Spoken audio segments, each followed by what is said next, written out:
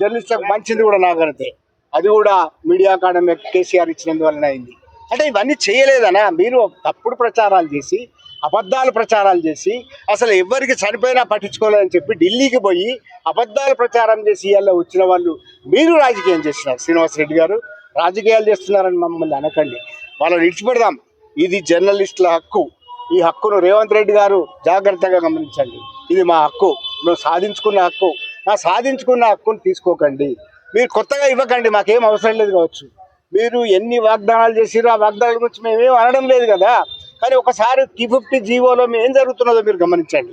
మంత్రి కానీ, సమాచార శాఖ మంత్రి పొంగులేటి శ్రీనివాసరెడ్డి గారు కానీ, అట్లాగే ముఖ్యమంత్రి రేవంత్ రెడ్డి గారు కానీ దీన్ని చూడండి. ఇది రాజకీయం కాదు, ఇది జర్నలిస్టుల హక్కులు. మాట్లాడే ఎవ్రీ రైట్ మాకు. ఈ జర్నలిస్టుల గురించి మాట్లాడమే. మీ గురించి మేమేం అనడం లేదు. మీ పాలనకు సంబంధించింది కాదు, మీ పోస్ట్ మార్టంకి సంబంధించింది కాదు, మీ పాలన పోస్ట్ మార్టం కాదు. ఇది జర్నలిస్టుల హక్కులకు భంగం కలుగుతున్నది కనుక ఒక జర్నలిస్టులుగా, తెలంగాణ ఉద్యమంలో పాల్గొన్న జర్నలిస్టులుగా మేము ఇది అడుగుతున్నాం. గుర్తుపెట్టుకోండి, ఇది రాజకీయం కానే కాదు. ముఖ్యమంత్రి ప్రత్యేకంగా జోక్యం చేసుకొని, రేవంత్ రెడ్డి గారు ప్రత్యేకంగా జోక్యం చేసుకొని, సమాచార శాఖ మంత్రి పొంగులేటి శ్రీనివాసరెడ్డి గారు ప్రత్యేకంగా జోక్యం చేసుకొని దీన్ని నివారించాలి. 252 జీవో అనే దానివల్ల 10,000 వరకు తగ్గించి మీరు ఇద్దామనుకుంటున్నారు. అది చెల్లదు. డెస్క్ జర్నలిస్టులకు కూడా అక్రిడేషన్ కార్డులే ఇవ్వాలి.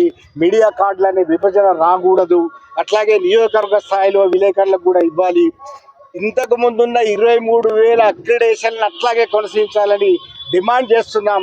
ఈ డిమాండ్ చేస్తే కనీసం మీరు 7వ హామీ ఇచ్చినారు. ఆ 7వ హామీ తుంగలో దొక్కి ప్రజాస్వామ్యంలో మేము జర్నలిస్టులం ఒక వినతి పత్రం ఇస్తాం కలెక్టర్ కంటే మా వాళ్ళని అరెస్ట్ చేసి ముషీరాబాద్కు తీసుకొచ్చినారు.